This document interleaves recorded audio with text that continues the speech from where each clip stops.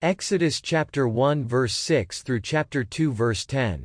Then Joseph died, as did all his brothers and that entire generation.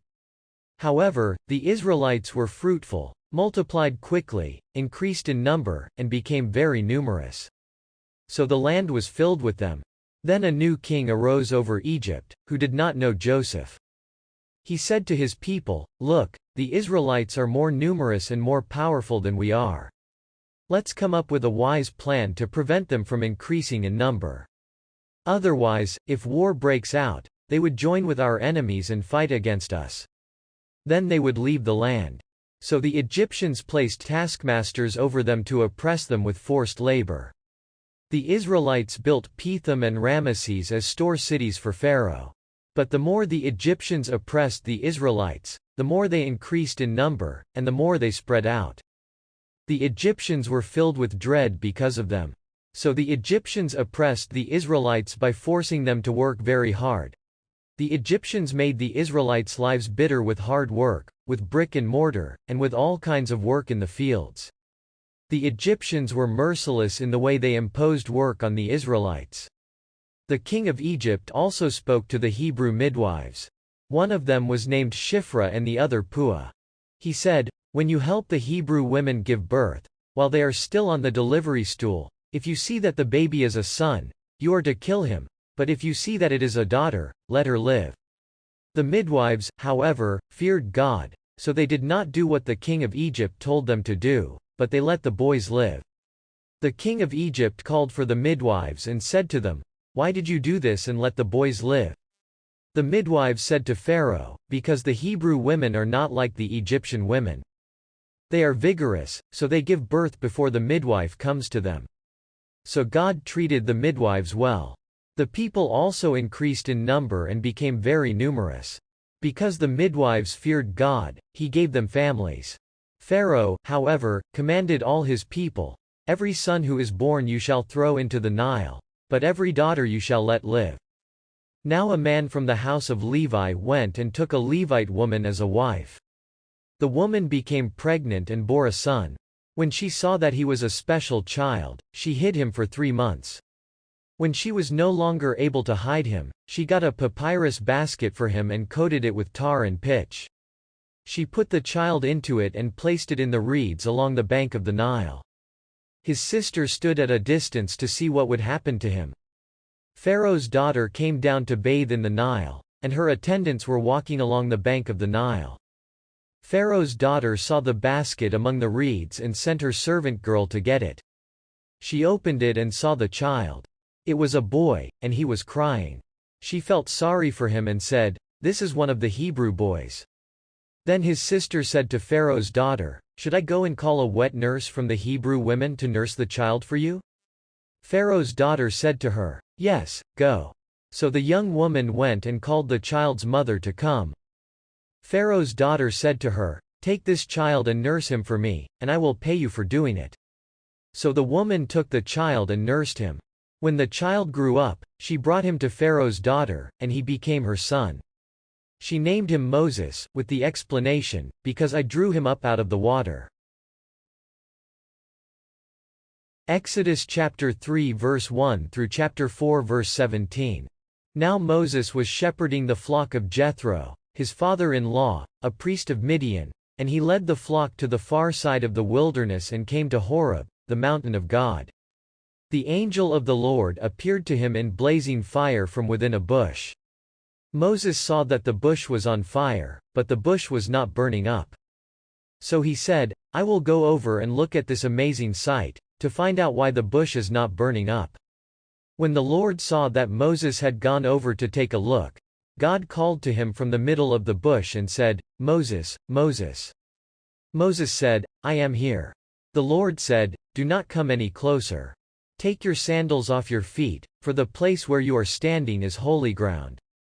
He then said, "I am the God of your fathers, the God of Abraham, the God of Isaac, and the God of Jacob." Moses hid his face, because he was afraid to look at God. The Lord said, "I have certainly seen the misery of my people in Egypt, and I have heard their cry for help because of their slave drivers. Yes, I am aware of their suffering.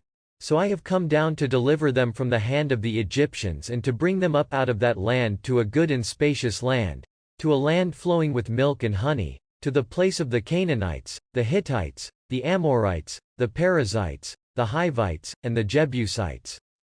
Now indeed, the Israelites' cry for help has come to me. Yes, I have seen how the Egyptians are oppressing them. Come now, I will send you to Pharaoh to bring my people, the Israelites, out of Egypt. But Moses said to God, Who am I, that I should go to Pharaoh, and that I should bring the Israelites out of Egypt? So he said, I will certainly be with you. This will be the sign to you that I have sent you.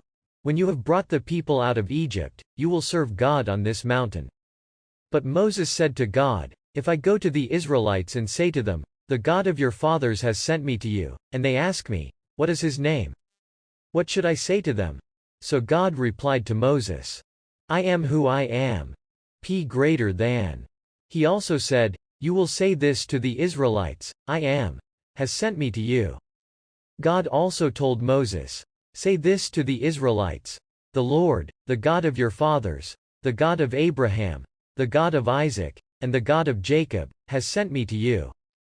This is my name forever, and this is how I am to be remembered from generation to generation. Go.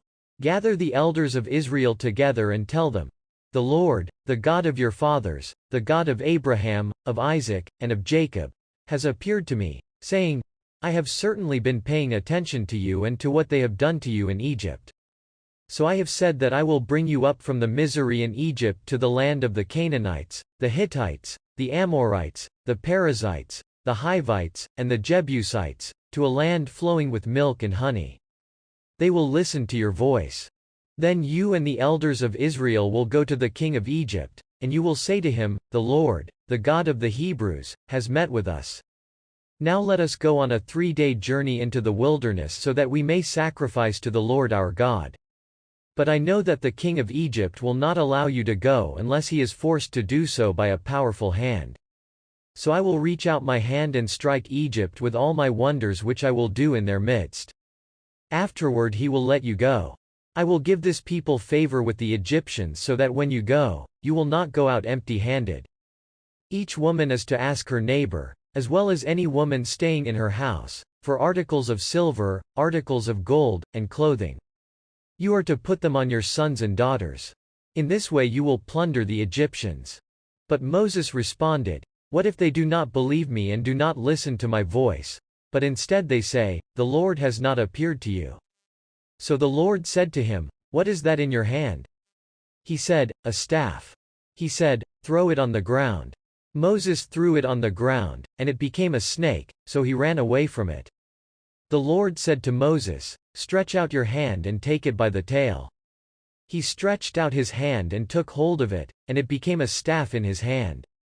The Lord said, This sign is being given to you so that the Israelites will believe that the Lord, the God of their fathers, the God of Abraham, the God of Isaac, and the God of Jacob, has appeared to you.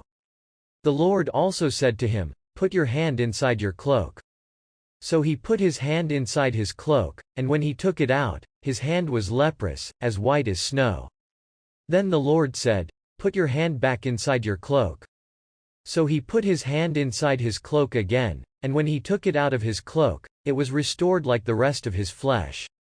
The Lord said, If they do not believe you or do not respond to the first sign, they might believe because of the second sign.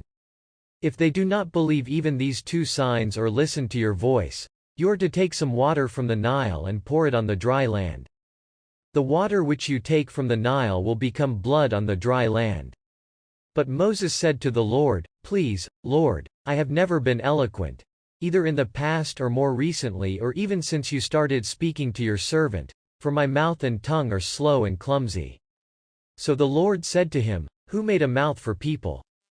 Or who makes someone mute or deaf, able to see or blind? Is it not I, the Lord? Now go, and I will be with your mouth, and I will teach you what you will speak. But he said, Please, Lord, send someone else.